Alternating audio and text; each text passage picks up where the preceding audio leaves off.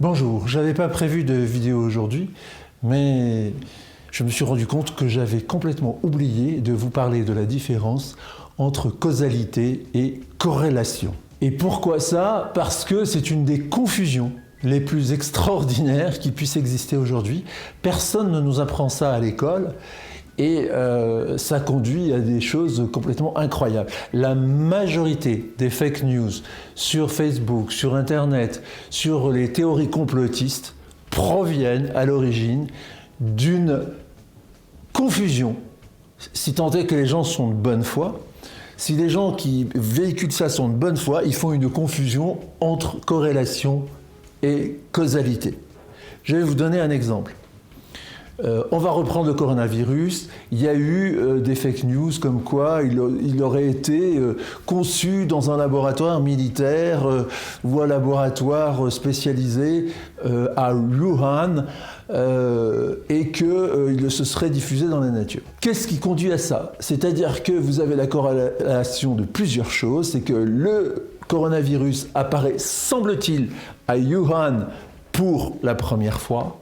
Qu'à Wuhan, il existe un laboratoire de bactériologie dit laboratoire P4 avec très haute confination. Et puis, il y a un deuxième laboratoire qui est dit P2 avec un système de confinement beaucoup moins développé que le P4. Et le P4 est contrôlé par l'armée populaire de libération chinoise. Il suffit de mettre en corrélation ces 3 ou 4 phénomènes pour commencer à développer une théorie complotiste. Et en faisant un glissement entre la corrélation et la causalité. C'est-à-dire qu'on peut corréler des faits, Wuhan, laboratoire, virus, première apparition, coronavirus étudié dans le laboratoire P4. Si vous voulez ces 3 événements, on peut essayer de chercher une corrélation entre eux, mais pour l'instant, en tout cas, il n'y a pas de causalité. Je vais vous donner un autre exemple beaucoup plus parlant. Voilà, moi j'habite un peu à la campagne. Alors, si je sors en basket, il se trouve que si je prends un parapluie pour sortir, eh bien, j'ai les pieds mouillés. Est-ce que ce sont mes pieds mouillés qui causent mon parapluie ou est-ce que c'est mon parapluie qui cause mes pieds mouillés? Ni l'un ni l'autre. Il y a corrélation entre parapluie et pieds mouillés. Mais il n'y a pas de lien de causalité. La causalité, c'est la pluie. Donc, il pleut, je sors mon parapluie et effectivement, comme je marche dans l'herbe, l'herbe est mouillée par la pluie, donc j'ai les pieds mouillés. Vous voyez qu'il y a une distinction très nette à trouver entre corrélation et causalité. Il y a, par exemple, dans l'histoire de Wuhan ou des pieds mouillés, si vous voulez, la corrélation, c'est qu'il semblerait qu'il y ait une corrélation entre le fait d'ouvrir le parapluie et d'avoir les pieds mouillés. Mais il n'y a pas de causalité entre les deux. La causalité, c'est la pluie. Ça conduit à tout plein de biais cognitifs, l'incapacité de faire la distinction entre les deux. La plupart du temps, les gens confondent les deux. Parce qu'on ne nous a pas appris à faire la distinction.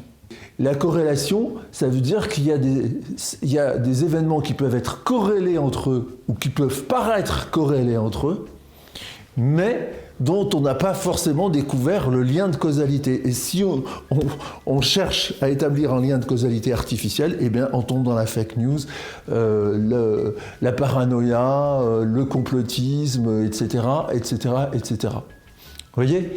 Et alors, c'est aussi très très gênant dans notre activité d'accompagnant. Pourquoi? Parce que il s'avère que toute notre conscience mémorielle, c'est-à-dire tout le résultat de ce que l'on a mémorisé au cours de notre existence, peut être enchaîné par lien de causalité. C'est-à-dire que toute notre conscience mémorielle est causale.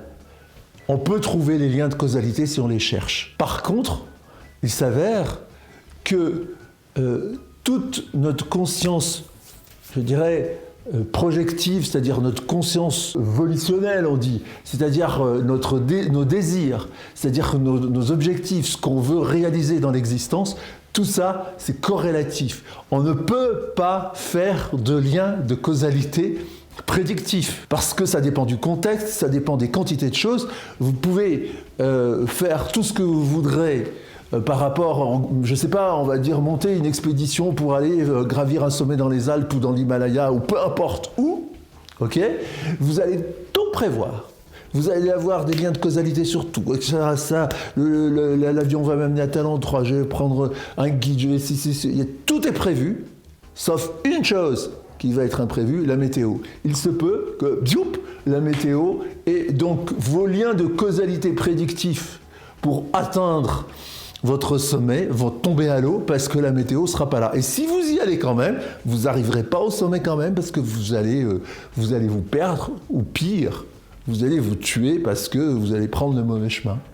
Évidemment, ça rejaillit sur plein d'aspects, notamment ça rejaillit sur ce qu'on va appeler la DO ou la définition d'objectif. C'est-à-dire qu'on va être extrêmement précis dans la définition d'objectif, par exemple, pour ceux qui la pratiquent, ils doivent être conscients que ce n'est pas causaliste, c'est-à-dire que ce sont toujours des corrélations et que l'objectif, il est là pour fixer une borne, pour simplement dire on est arrivé à tel point et on va continuer vers tel autre point. C'est une borne dans un parcours. Mais je veux dire, le parcours pour arriver à la borne, il n'est pas forcément celui qu'on croit. Il n'est pas forcément dans la temporalité prévue. Il faut lui laisser une liberté.